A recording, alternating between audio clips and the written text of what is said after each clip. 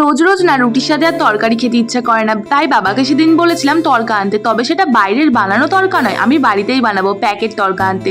তো দেখতে পাচ্ছ বন্ধুরা, এই তড়কার প্যাকেটের সাথে দিয়ে দিয়েছিল একটা কাসুরি মেথির প্যাকেট আর একটা মশলা দিয়েছিল, সেটা কি মশলা সেটা আমি ঠিক বলতে পারবো না। তো এরপরে দেখতে পাচ্ছ আমি কিন্তু তড়কাটাকে ভালো করে 3-4 ঘন্টার মতো ভিজিয়ে রেখেছিলাম, আর এখানে আমার সিটিও মারা হয়ে গেছিলো।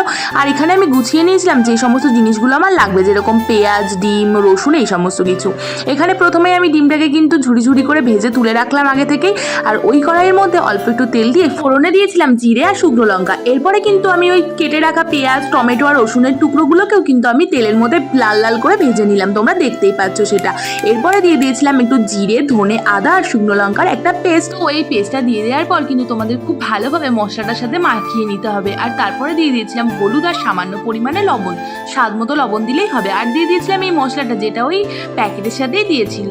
এরপরে মশলাটা থেকে তেল ছেড়ে আসলে সেদ্ধ করে রাখা তরকাটা কিন্তু ঢেলে দিলাম আর ভালো করে মশলার সাথে মিশিয়ে নিলাম। এরপরে দিয়ে দিলাম আগে থেকে ভেজে রাখা সেই ডিমের ঝুড়িগুলো, তো দেখতে পাচ্ছ ভালো করে কিন্তু দিয়ে তোমাদেরকে ভালো করে নেড়েও নিতে হবে। আর শেষে দিয়ে দিয়েছিলাম একটু কাসুরি মেথি। তো কেমন লাগলো বন্ধুরা আমার এই তরকার রেসিপিটা, তোমরা কিন্তু অবশ্যই জানিও। তো দেখতে পাচ্ছ একদম কিন্তু রেডি, আর মা কিন্তু এই রুটিগুলো আগেই বানিয়ে রেখেছিল। তো চলো এবার খাওয়া যাক। প্রথমেই আমি কিন্তু একটু রুটি দিয়ে তরকা দিয়ে খেয়ে দেখি কেমন লাগে। আর জানো তো আমার তরকা কাঁচা লঙ্কা আর পেঁয়াজ ছাড়া কিন্তু একদমই ভাল লাগে না খেতে। তো একটু রুটি ছেড়ে কিন্তু ভালো করে তরকাটা খেয়ে নিলাম, দেখতেই পাচ্ছ তোমরা। আর তোমরাও কিন্তু এইভাবে বাড়িতে বানিয়ে দেখো, খুব ভালো লাগবে। তো চলো বন্ধুরা, বাই, দেখা হবে অন্য ভিডিওতে।